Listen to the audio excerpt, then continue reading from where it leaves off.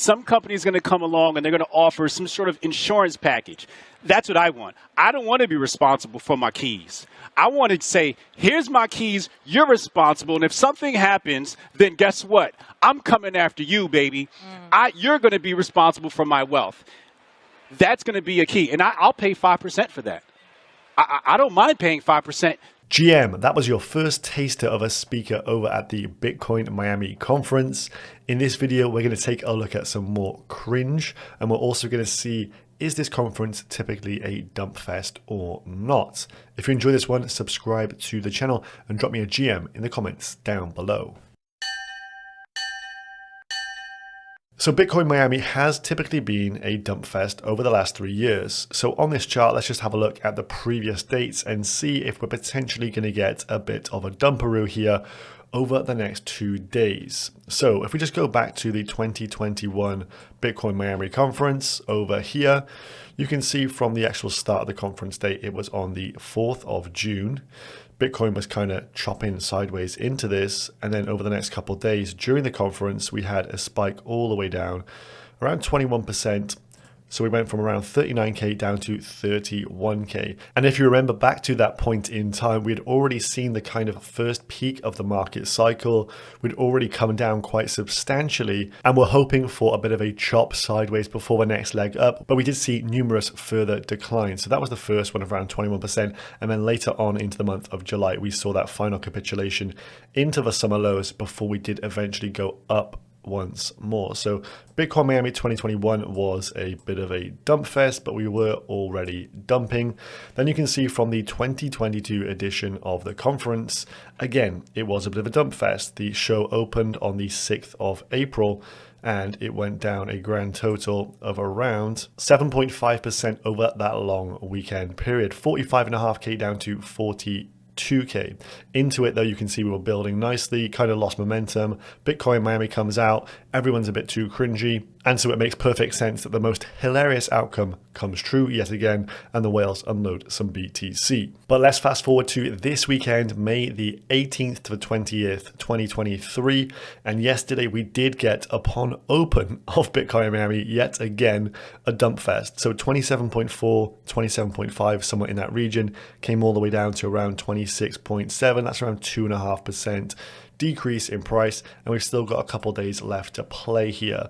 What was really amusing with this was there was this Coinbase deposit of over 10,000 BTC as the conference was starting to get going. Pretty hilarious stuff. Yet again, BitBit posted down below there, someone needs to pay for the Bitcoin Miami expenses. Now on stage this weekend, you have the likes of Bobby Kennedy Jr., you've got Arthur Hayes, you've got of course Michael Saylor, he is there every single year. Jack Mallers from Strike, you've got Zoltan Pozar, Lynn Alden, and a few others, and then it goes to a real B list here. As you can see, the price, it was not cheap. $1,000 general admission, 2.5 grand for the industry pass, and the 12K pass for a whale. Pretty crazy to see. Now this one does come with a viewer warning. This is going to set off some form of cringe impulse in your body. You've got BitBoy kind of swaying to the music and ad-libbing to a bit of rap here. Let's just enjoy this one.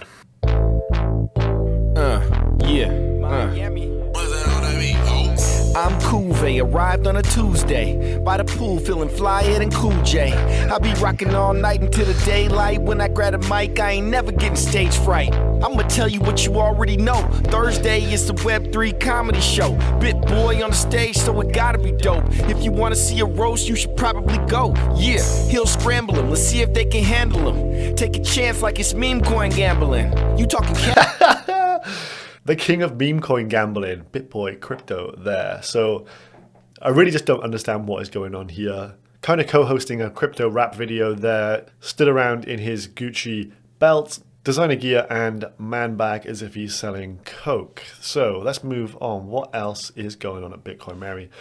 Well, this video was also a really funny one. Bitcoin Miami 2023, this guy just doing a piss take of it. Let's listen into this one. You're trying to be bored on a Thursday fucking night? Come to Bitcoin Miami 2023.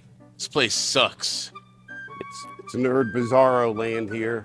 Oh my god, this is so fucking boring. Oh shit, it's Michael Saylor. Where's Kathy Wood, bitch? No, he looks like shit in person. He looks really old. How boring was the convention, you ask? Say less. Really, what the fuck? I mean, get yourselves together. This is the future of fucking money over here. Hey guys, changing the world. Yeah, playing chess. That's right. They're fucking playing chess. So he's taking the piss out of them playing chess, and then if you just go down the feed, the next ones down here are Ben Cowan. What does he say? Playing chess with some of the Into the Cryptoverse team at Bitcoin Miami. So you've got a guy taking the piss out of the chess players, and then you have Mr. Into the Cryptoverse playing chess with the cronies there. It really does look like a bit of a shit conference, let's be honest. Then final funny meme here, Bitcoin Miami 2023, the ticket prices went up 183% from the previous year, participants down 43%, well at least they covered the majority of the lost revenue from the previous year, but they only accept fiat apparently according to Whalewire here. So do we deserve a bit of a dump? Having observed some of that cringe, probably. Now to some altcoin-based updates. The first one here from Lybra Finance.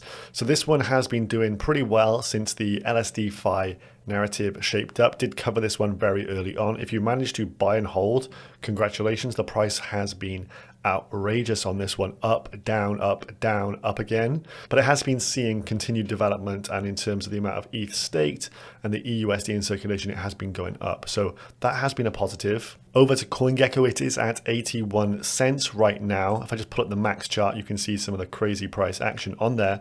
But just to be aware of this, towards the end of this month, there is a large token unlock. So I would not be one of these buyers buying in at a 26% up only candle.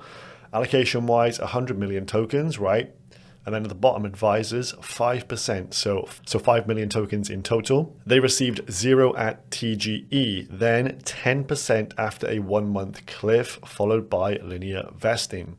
So they're going to get 500,000 tokens towards the end of this month of May 2023. So I do like the protocol, but I have sold, and I'll be looking to buy back once these people get to cash in some very nice profits. But imagine just being in their boots. You're an advisor on a protocol. You just get given 500,000 tokens, essentially for free 1 month after the project has launched. Yeah, there's going to be some sell pressure coming up here for Lybra. So I'll be looking to scoop it up. I like the project, but expect it to get quite a bit cheaper. And it is doing the old pump into the unlocks routine there. Miles posted this on the 1st of June. Hong Kong crypto exchanges will be allowed to offer their services to regular customers. So we know from the 1st of June, there's kind of this easing up of regulations over in Hong Kong, and we're expecting some form of China bid. That has been the narrative being spun up here. So he's put together a bit of a watch list of coins. So if you want to check those ones out in your own time, go and follow him on Twitter. But essentially, I think there's a double narrative at play here. So you have 1st of June Hong Kong regs, and then you have this one, Aapl, with their new headset, set to launch on the 5th of June. So around the start of June, there's a bit of a double whammy. Meanwhile, the prices of Sand and Mana down 92, 94% respectively. So Metaverse coins have started to move. So I would suggest if you can find Metaverse coins that have maybe a Chinese edge as well, you're playing a double sword there. And looking at these Metaverse tokens over on CoinGecko, you can see they're starting to really pick up here. But let's talk a little bit more around Rndr due to the fact it has the decentralized GPU narrative. It also has the narrative of this being equivalent of the stocks NVIDIA, so a crypto version of NVIDIA kind of play here. And with Metaverse about to be truly on the menu with the Aapl launch, well, I think this one continues to see more bid as people think, you know, this has got a real use case for Metaverse applications, and also the AI narrative as well in terms of the amount of computation that some of these AI bots need to do. They need decentralized GPU really. So Rndr's up like $2.40 right now. One of the few coins that looks really strong, and especially on the BTC pairing as well. But let's look how this ties in with the Aapl launch here as well. So Rndr and Aapl seem to be a good mix. This is one of the founders' posts, and someone's kind of mashed these videos together. Apologies for the sound on this one. It's a bit crackly, but we will play through this one nonetheless, just to get a gist of what is happening here for Rndr, because it does seem quite big over the next few weeks going into that June 5th launch for the Aapl headset. On the Aapl website right now, you see our app. It's the Rndr logo. It's called Octane X because Octane's at the forefront of this. And here's the video from the Aapl keynote and also on their page, and it shows the very first shot that you guys saw on the iPad. iPad Pro's blazing performance takes your favorite apps further than ever. And powerful new apps are coming to iPad as well. DaVinci Resolve for iPad for color correction, editing, and visual effects. Octane X for state-of-the-art cinematic 3D rendering. So that is the logo of Rndr there on the Aapl advert itself. So that is pretty damn cool, not going to lie. What else does he have to say? Soon for the Aapl set-top box, as well as the, and the new one has an A15, is a node. So it seems that each of these Aapl devices will become a Rndr node as well, potentially. So they're still working some things out for that to actually work correctly in production, but sounds pretty bullish for Rndr overall. In terms of the funding rate, neither here nor there. There's not too many, longs paying shorts or shorts paying longs, so no real bias from that data at this moment in time. Hasaka Trades is long, and if you know who he is, that's a pretty good confluence for a token. Moving on to other Metaverse coins, you have Wilder World. So this one has the world called Wyoming. This is why I've put this one in here. And you can see that this token has retraced to like its December prices, erased all the gains of Q1 down to around 26 cents, but it has pumped over the last 4 or 5 days. Same chart pattern, pretty much identical to Vulcan Forged here as well.